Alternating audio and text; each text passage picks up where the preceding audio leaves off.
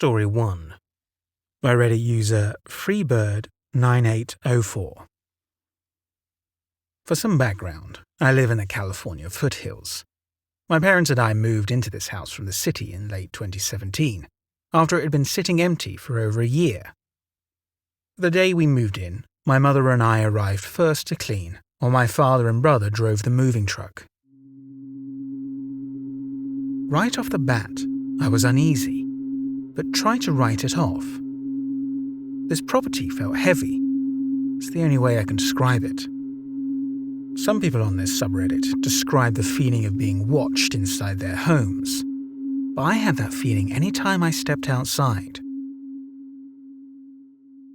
We were going to sweep and mop the floors, dust the baseboards and windowsills, when I started noticing this white, granular powder all along the baseboards, and the windowsills, and the doorways.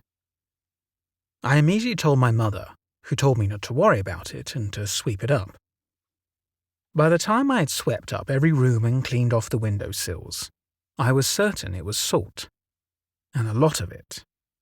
But fine, whatever. The people that lived here before were superstitious. Okay, I can live with that. We unpacked the truck over the next week. I was sitting in my room when the next bizarre event started happening. Knocking on the windows. Always quick raps that sounded like someone knocking with their knuckles. It would happen so often on all the windows in the house, but when you would turn, no one would be there. You'd go outside. No one would be around the house. This only escalated. My brother and I would walk the dogs around the property.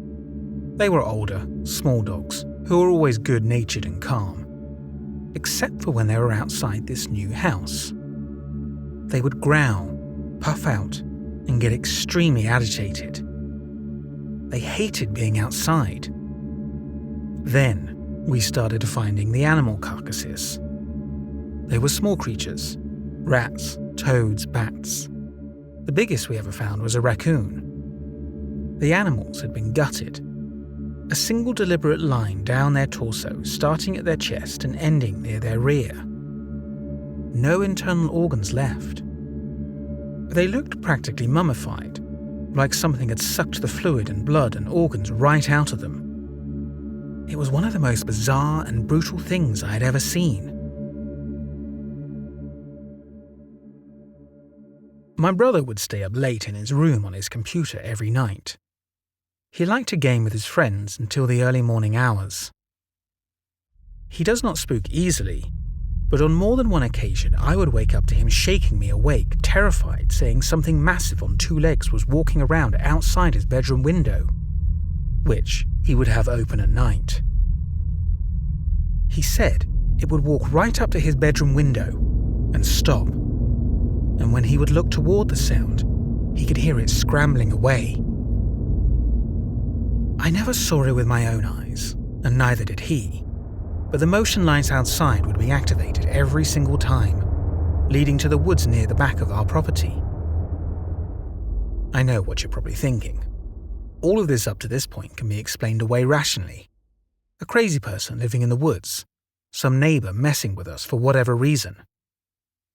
Well, that was what I told myself too, so I could sleep a little easier at night.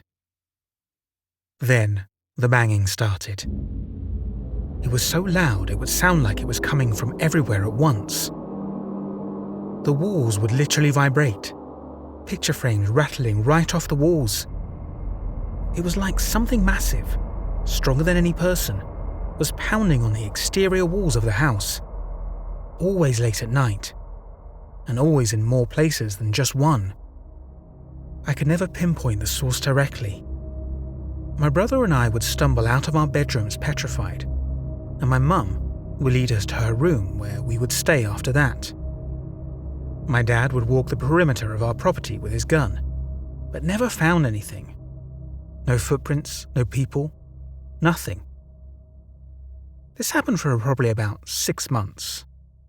And every time a major event would happen, my dad would walk the perimeters with his rifle and come back with nothing. We felt like we were going insane. Then suddenly, it just stopped. The mutilated animals stopped appearing. I stopped feeling like I was being watched any time I would go outside. My dogs stopped being so on edge any time I took them out, and the property itself seemed to get lighter, like it finally took a deep breath after holding it for so long. I genuinely have no explanation or even a clue as to what that creature, being, or entity even was. I'm just glad it seems to have moved on. Story 2. By Reddit user Tripwire1977. This happened a couple of years ago in Manchester, UK. I lived in the north of the city in a town called Bury and worked early hour night shifts at the airport. I'll put the real place names on here for anyone that would like to Google the areas in question. Anyway, one early morning in winter, around 2 a.m, I set off to work. Around this time was intermittent overnight roadworks on the motorway which would send you off at a junction without warning, diverting you back onto the motorway further down, and this night was one of those taking me off at Worsley and sending me down through Worsley, skirting near Eccles towards Manchester's large shopping mall, the Trafford Centre. I knew the area, having lived there a few years previously, but this time of night seemed unusually quiet and deserted on the roads. Normally, I'd see the odd person drunkenly staggering down the street, or late-night taxis scurrying around. But tonight, nobody was on the streets at all. I drove down Barton Road, which to my left is followed by a dark canal which was mist-covered, and slowed my car up to the red light at the intersection just before you cross an old Victorian-era swing bridge. Barton Swing Bridge, which crosses the River Mersey below. As I slowed to the lights, I suddenly became overtaken with an intense feeling of dread and panic. The hairs on my arms stood up, and I broke out into this cold sweat for no reason. I had this feeling like a smackhead or someone was going to jump out of a nearby bush and jump my car. Then, as cliché as it sounds, my car radio suddenly cut out, and the only noise was my idling car engine. The lights turned green, and I suddenly didn't want to go through them, over the darkened swing bridge that loomed right ahead of me, almost like it dared me to cross it. I swallowed hard and nervously put my car into gear and crept forward towards the junction. The bridge clanked and seemed to groan as I moved hesitantly over it, then followed the curve of the road around the sweeping bend to the left, then to the right, with nothing but tall dark trees leaning over the road on either side. Around the bend on my driver's side, the right in England, is an old monastery, and through the gates of the monastery I could make out the shape of a dog about to cross the road in front of my car. So, I slowed. This dog was huge. It was black. It actually looked muscular from its outline. As I completed the bend, my headlights hit this dog. All I can describe it as, my headlights hit nothing. No reflection off its coat, no details, just like a void, a shadow. This dog turned to me, and its eyes glowed yellow. Not reflections like you get off a cat or a fox or whatever. They glowed. This beast then ran across in front of me. It clearly wasn't a dog. It ran in a motion that wasn't a dog. As ridiculous as it sounds, it seemed like it ran in a jerky motion, like the really bad CGI motions of an old Sinbad film Sea Monsters. I followed this beast till it ran to the side of the road out of my headlight beam and seemed to completely vanish from sight. I looked in my side windows, side mirrors, rear mirrors. Nothing. As my car rolled around the next bend in the road past this monastery, the car radio suddenly blurted back to life, startling me. That feeling of dread lifted, and this thought randomly came to me. You weren't meant to see that. It wasn't for you. I felt completely normal, but absolutely perplexed by what had just happened to me. I've looked things up that might be this thing I saw. Nothing sounds like it. A thing called the Manchester Shug, which is a headless dog or something, but it doesn't sound like what I witnessed. If anyone has any clue, I'd love to know. It's bugged me for years now. Story 3. By Reddit user OKLavishness0418. My family is from Guatemala. My parents grew up in a town close to the pyramids of Tikal in a very mountainous area. In 1976, my parents being around 10 to 12 years old, there was a horrible earthquake that killed and injured hundreds of thousands of people. My dad was even trapped for days under the rubble of his home before being rescued. It's a horrible memory for them. I have many family members with similar stories. That isn't the paranormal tale, though, but events leading to it were. This is the story as told to me by my parents. About a year before, maybe a little more, strange things started to happen in the forestry mountains near their town. It started with cries. Every night something would start crying in the mountains. At first, they thought it was possibly a wild cat in heat. However, they started to realize that this sound could be heard everywhere in the town. My mum said it sounded like a man wailing in pain or anguish. It happened every night around the same time and lasted sometimes for hours. A few months later, the sightings started. It was a large bird flying over the town and mountains. Then, a large humanoid creature was seen in the mountains. My mum described it as kind of like Bigfoot, only it was completely white and less hairy. The people who crossed its path said its eyes were very pale, and the noise they heard at night sounded the same as the cry it would emit when spotted. An anguished, horrified sound. Almost exactly a year after the first sound started, the earthquake hit, and my parents' town, being close to the epicenter, suffered great damage. Many people died, were injured, or became homeless. The wails completely stopped after the earthquake. My mum often ponders if it was some sort of angel coming to warn of the coming disaster, and it left having been unable to be understood. My dad believes whatever it was probably died like many others, falling victim to the earthquake. Story 4. By Reddit user Midwestern Achilles. Growing up with my dad has also taught me to be really respectful of others and their cultures. My dad is a retired Marine, so ever since he joined the DEP when he was 16 up until he retired at the age of 40, he's been raised like a Marine.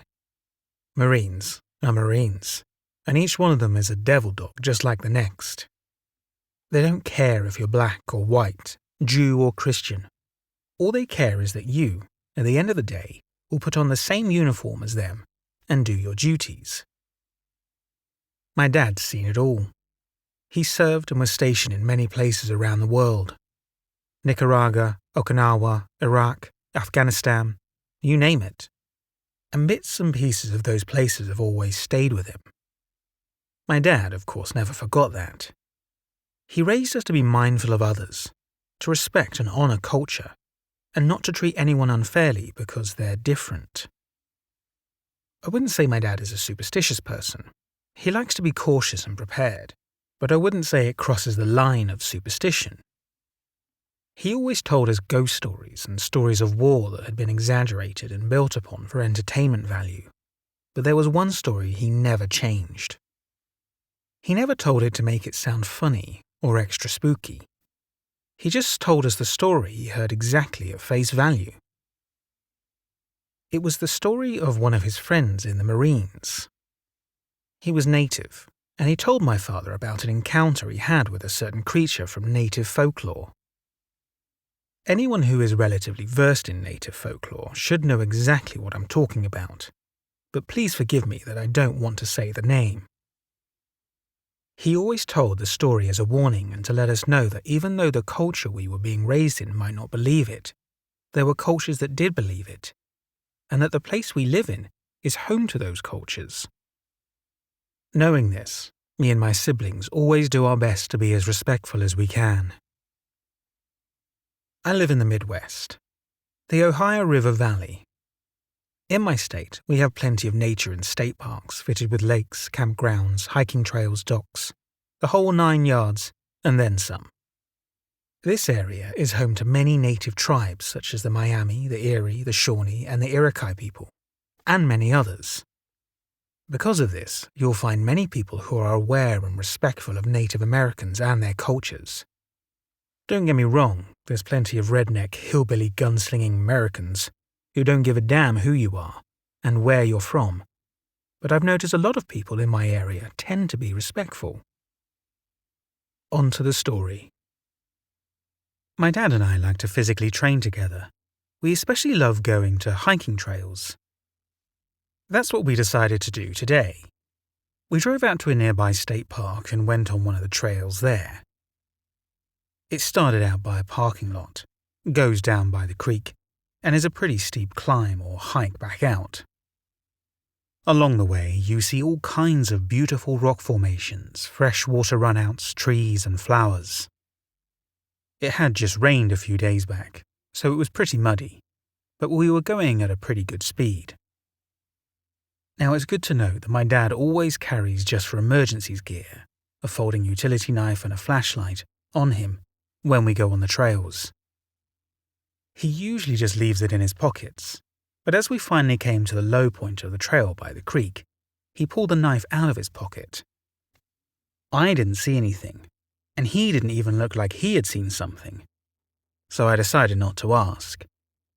But I could immediately tell that something was off. I was very mindful as we walked the trails to the other end before the climb. I got this dull fear that sat in the pit of my gut the whole time. I could almost be sure that someone was watching me, but I refused to turn around out of fear that I would confirm my suspicion. A few yards from the point my dad pulled out his knife, I began seeing shadows out of the corner of my eye. They were shadows that shouldn't have been where they were. My shadow was in front of me, and my dad's shadow was in front of him, so I tried to convince myself that it was just shadows from the plants. But I know the trails of that state park better than the back of my hand. I know them by heart, and those shadows were not supposed to be there. I shook it off and kept moving. About 5 minutes later, I heard voices. Really quiet, hushed and whispery. Just the sound of them chilled me to my core. I couldn't pick up all of what was being said, but I heard a few phrases like go, come to me, look, and I heard a few sharp shushes that no natural plant life, wind, or animal could ever make. The nearest campsite was about 3 miles walk through dense vegetation from us, and the parking lot was way back at the start of the trail.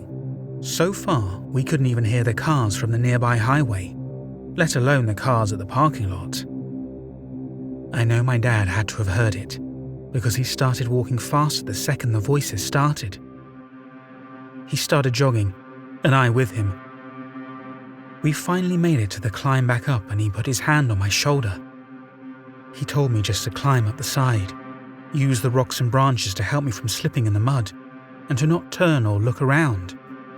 He said I would lose balance and fall if I did. I thought it was a load of horseshit. The climb was steep, but it wasn't that bad. I never had to lift my leg higher than my chin to take my next step. From there, we climbed out and made it back to the mouth of the trail. The sound of rustling in the trees kept moving fast and was never far behind while we climbed out. My dad had his knife unfolded, and we more or less sprinted to his car.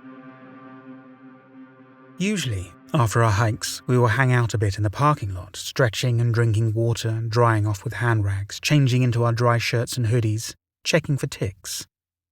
We usually just decompress for a while before our 20-minute drive home.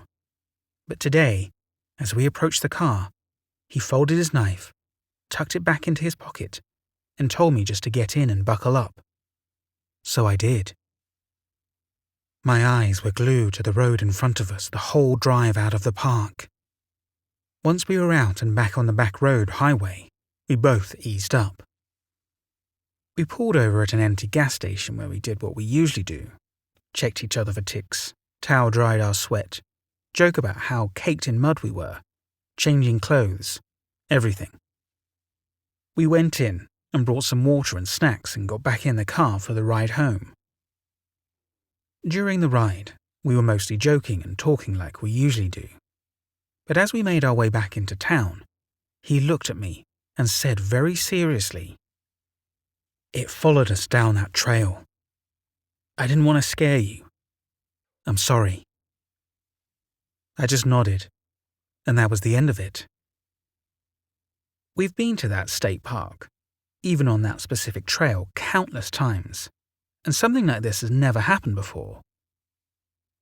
I don't think my dad has plans to ever go back to that trail at the state park. Safe to say, we didn't tell my mum. Story 5 by Reddit user Same Old Lame Old. This happened last week, and I can't stop thinking about it. I don't know if any insight can be shared, but getting it out there and hearing feedback might ease my fear. Last week, I was at home watching a movie. I was reclined in my chair, which faces a window that faces another building with a small amount of grass in between. I live in a basement apartment, so the windows are at ground level. They are about 2 feet tall and 3 feet wide.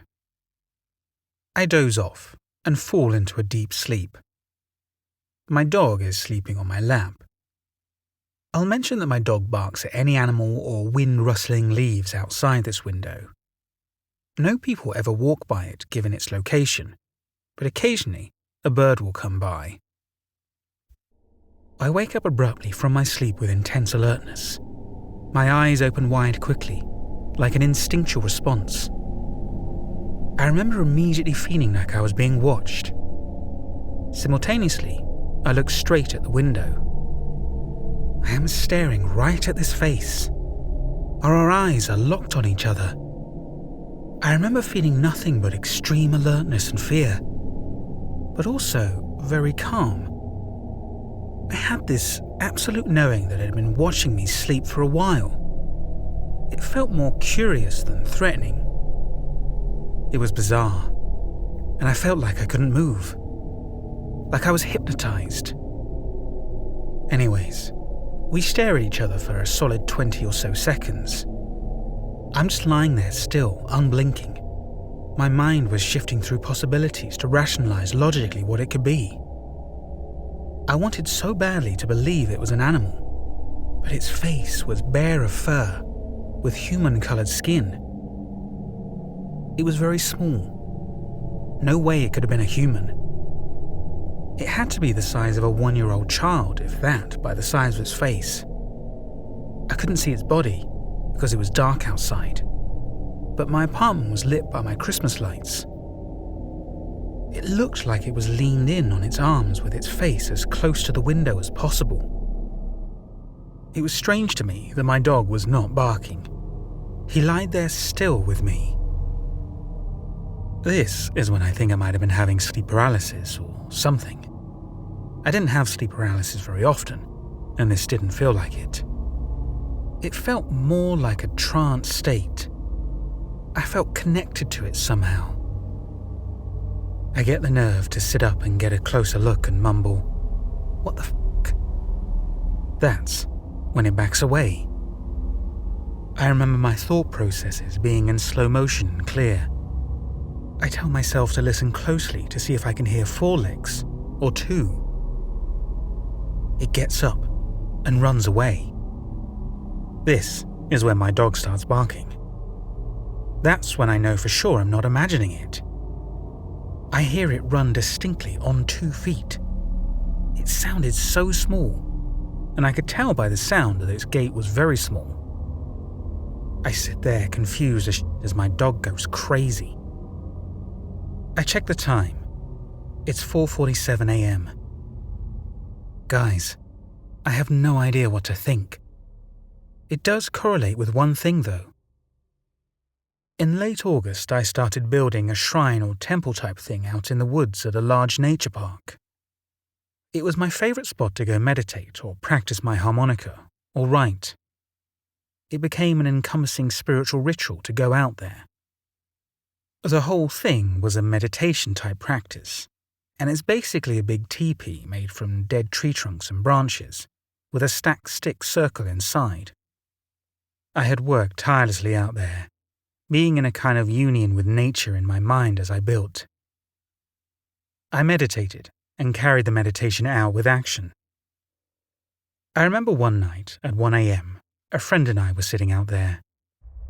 We were in the middle of a conversation when my friend's face turns into a panic or worry. I stopped talking and can hear footsteps coming towards us. It was already loud and distinct, as if close to us. But we sat and listened for a long time as it kept walking closer, but never got to us.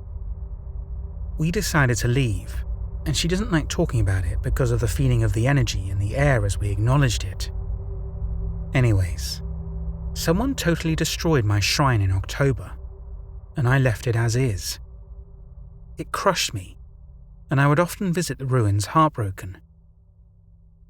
To wrap this tangent up, the day this happened, the creature watching me sleep, was the same day I went out there and suddenly felt a strong urge to rebuild it. I cleared everything and started again. After a few hours, I came home and fell asleep. Then this happened.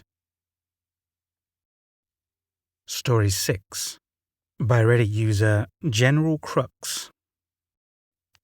Hi everyone, first time posting here, looking for some explanations as to what this may have been. About 2 or 3 years ago, I was with some friends in my car outside one of my friends' houses. It was around 9 p.m. in wintertime, so relatively dark out, but clear weather. There were 5 of us in the car, myself and a friend in the passenger seat, as well as 3 friends sitting in the middle row. It's an SUV. We were talking about some random topic when all of a sudden I felt like an intense feeling go down my spine, like we were being watched.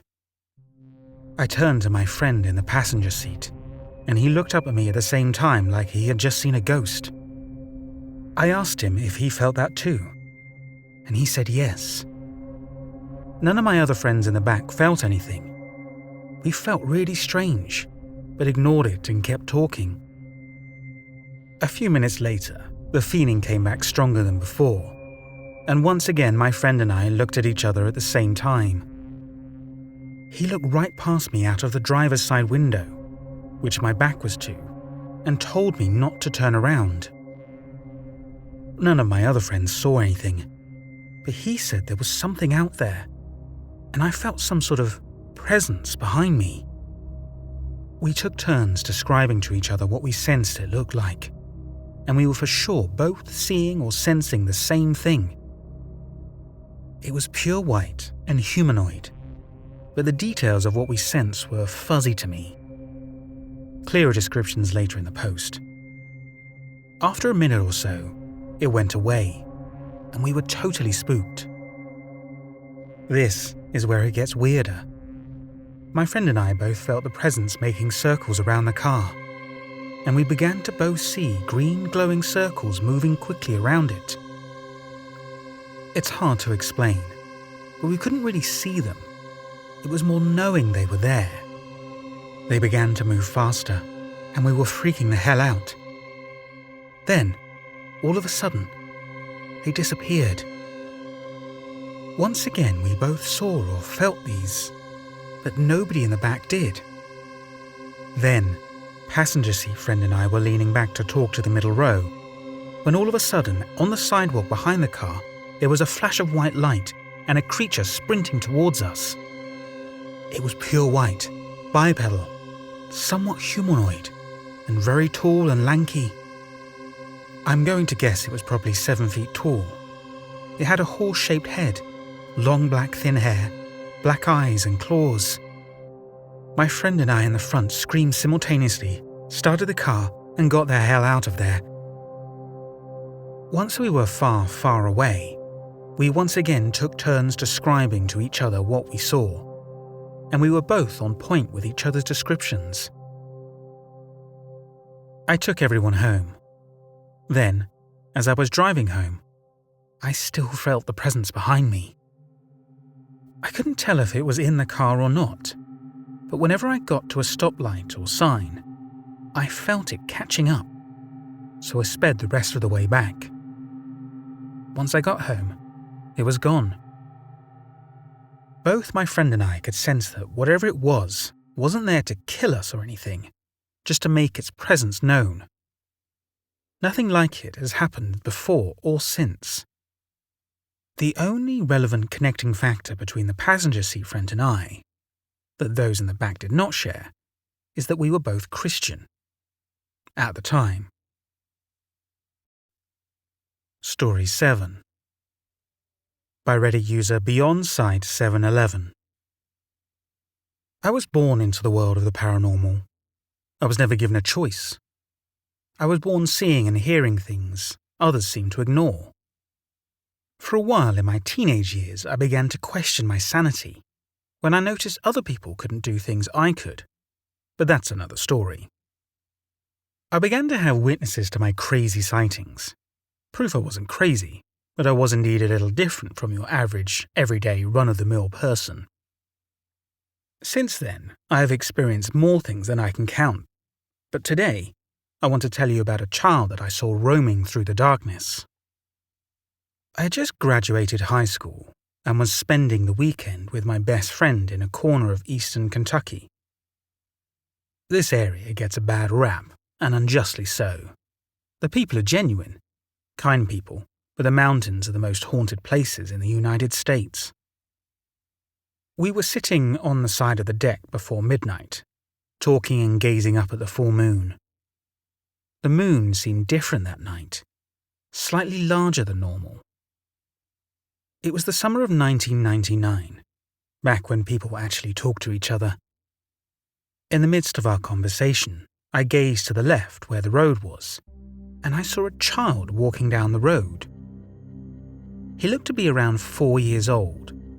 He was blonde and slim. His shirt was a yellow mustard color with orange on it, and he wore tan shorts. I realized he was limping on his left foot. As I gasped with the shock of this child, I grabbed my friend's arm, and she turned around to see it. I locked eyes as he was walking through the yard towards us. I jumped to my feet, thinking this poor baby. She had lights all around her house, plus with the light from the moon, we could see every detail of the poor child's face. He looked sickly and sad. It was in this moment, his face began to change as well as his body. It happened in a matter of moments. His body expanded, and he went onto all fours within a matter of seconds. I watched as this frail child turned into a dog-like creature. The coat was a rusty brown, thick and matted in spots. It moved closer as I stood frozen, unable to wrap my head around what I just witnessed. My friend grabbed me by my arm, pulling me backwards into the house. She slams the door behind me, fumbling with the lock, screaming, "What the hell was that? Where did the little boy go?" We heard it move onto the patio, breathing and snorting in our scent. Nose pressed against the bottom of the door, it moves along the side of the wall, and she whispers, "The front door is open." I race toward the other end of the house, hearing that thing snorting. I slam and lock the front door. I slide down to the floor, still trying to wrap my head around it. I saw a small child turn into this thing. It was the size of a large dog. Moments passed, and we heard nothing. I had to know. I couldn't stand it any longer. I had to go outside. I had to know if this child was still lost out in the darkness. I opened the door as my friend called her grandfather, who lived right next door. Outside, I saw nothing but the moon and the stillness all around me. Her grandfather approached me, ordering me back inside as he searched, shotgun in hand. All he found was a couple of prints from a large dog, but no sign of the little boys whose face still haunts me over 20 years later.